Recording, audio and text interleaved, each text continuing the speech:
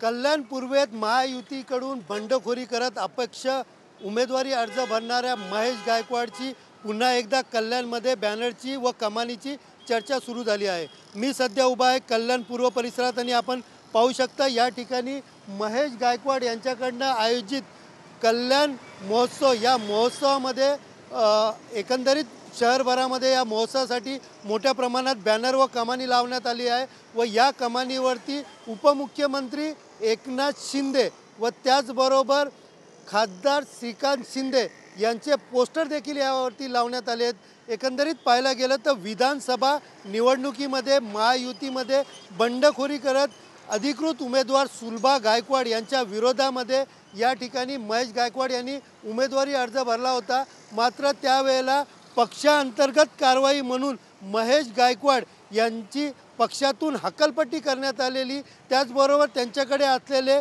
कल्याण शहर अध्यक्षपद हे देखील काढण्यात आलेलं आणि त्यावेळेला सुलभा गायकवाड या 21,000च्या मताधिक्याने या कल्याण पूर्वेतून निवडून आलेल्या व यानंतर महेश गायकवाड यांनी कल्याण पूर्वेमध्ये मी समाजसेवक म्हणून पक्षाचं काम न करता विरोधामध्ये समाजसेवक म्हणून या ठिकाणी कामाला सुरुवात केली होती। मात्र ज्या पद्धतीने शपथविधी झाला व मुख्यमंत्री देवेंद्र फडणवीस झाले, उपमुख्यमंत्री एकनाथ शिंदे झाले व उपमुख्यमंत्री अजित पवार झाले, यानंतर पुन्हा एकदा कल्याण पूर्वेमध्ये आपल्या कार्यक्रमाच्या दरम्यान या ठिकाणी एकनाथ शिंदे त्याचबरोबर खासदार श्रीकांत शिंदे यांचे पोस्टर जे आहेत, फोटो जे आहेत त्या कमानीवरती लावल्याने कुठेतरी राजकीय वर्तुळात पुन्हा एकदा चर्चा सुरू झालेली आहे व महेश गायकवाड यांची शिवसेना एकनाथ शिंदे यांच्या पक्षात घर वापसी होणार का अशी चर्चा रंगू लागली आहे।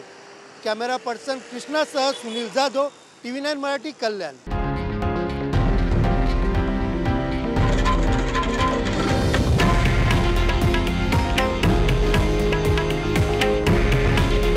हे आहे देशातील नंबर 1 न्यूज नेटवर्क आणि आपण पाहत आहात TV9 मराठी। काळजी तुमची, हित महाराष्ट्राचं।